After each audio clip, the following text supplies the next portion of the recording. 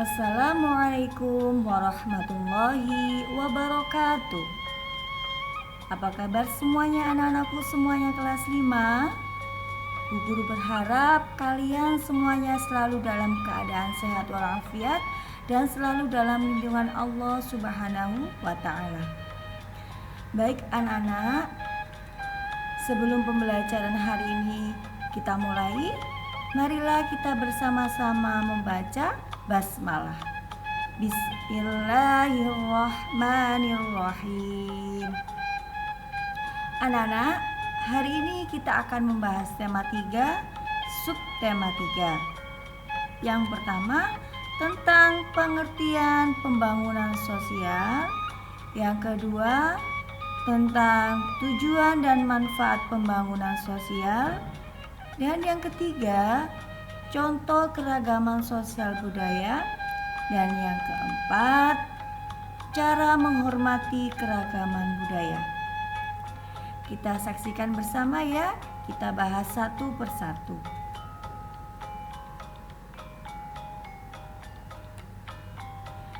Yang pertama yang kita bahas tentang pengertian pembangunan sosial. Apa itu nak pengertian pembangunan sosial?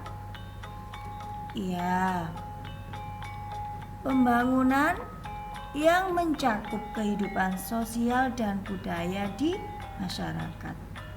Ya, itu pembangunan sosial. Pembangunan sosial budaya dirancang untuk meningkatkan taraf hidup masyarakat di dalamnya.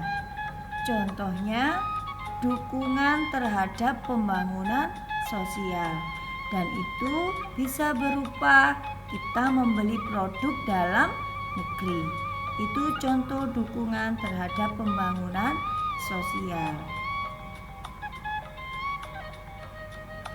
Selanjutnya kita akan membahas tentang tujuannya. Untuk apa tujuannya?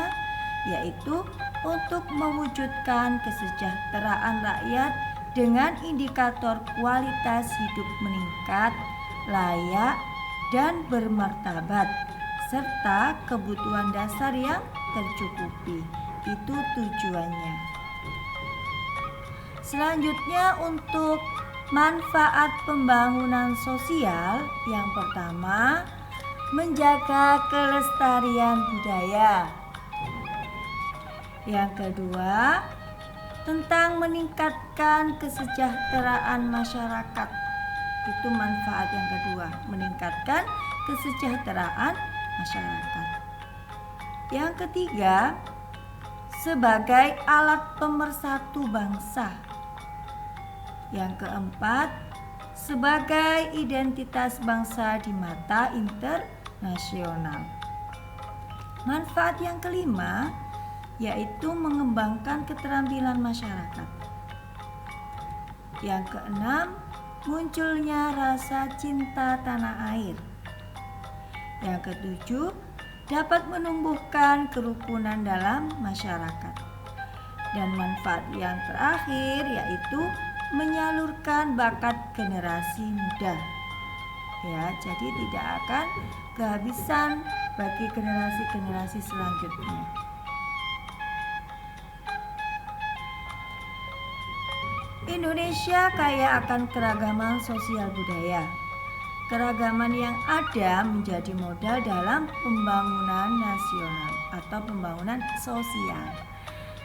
Keragaman sosial budaya merupakan modal penting yang harus dikelola dan dimanfaatkan dengan baik untuk mendukung proses pembangunan sosial.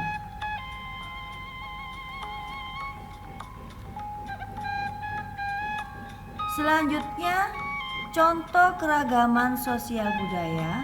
Yang pertama, keragaman bahasa. Kenapa nak bahasa termasuk keragaman? Karena di Indonesia ini banyak sekali macam-macam bahasa. Ya, ada bahasa Indonesia, ada bahasa Jawa, ada bahasa Inggris, ada bahasa Arab. Nah, itu keragaman bahasa. Yang kedua, keragaman rumah adat. Macam-macamnya banyak juga, ada rumah gadang ya, ada rumah Minangkabau. Nah, itu keragaman rumah adat. Yang ketiga, keragaman berupa pakaian adat.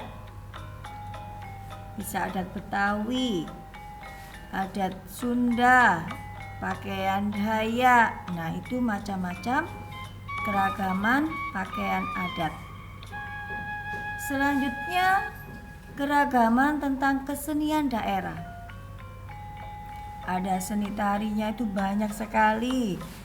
Ada tari kipas ya, ada tari itu remo biasanya. Nah, itu kesenian-kesenian daerah. Selanjutnya, keragaman tentang makanan khas.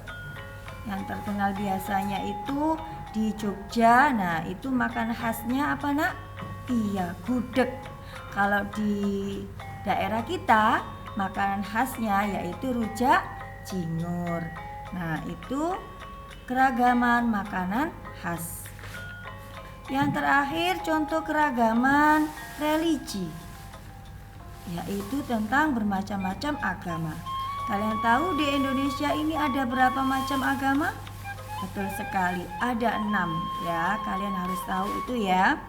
Nah, itu contoh-contoh keragaman sosial budaya. Selanjutnya, kita akan membahas tentang cara menghormati keragaman budaya itu. Dengan cara apa? Yang pertama, kita menghargai kelompok lain yang sedang melaksanakan kebiasaan dan adat istiadat. Misalnya itu kita menghargai saat orang lain sedang beribadah yang berbeda dengan agama kita. Ya, itu kita harus menghargai. Yang kedua, kita tidak boleh menghina hasil budaya lain. Yang ketiga, dengan cara belajar seni tari, karawitan, dan pertunjukan. Cara yang keempat, dengan bekerja secara proporsional. Yang kelima, kita harus bangga dengan hasil kebudayaan nasional.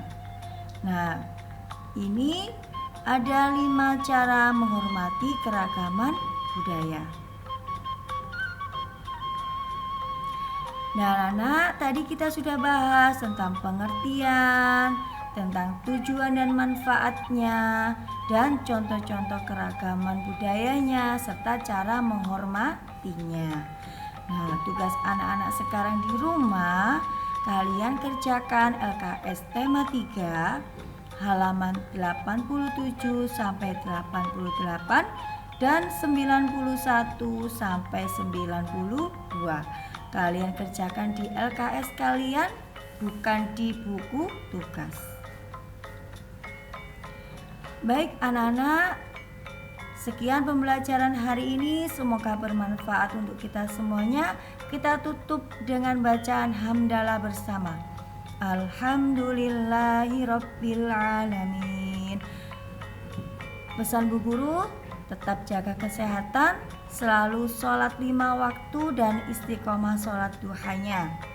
Bu Guru akhiri, wassalamualaikum warahmatullahi wabarakatuh.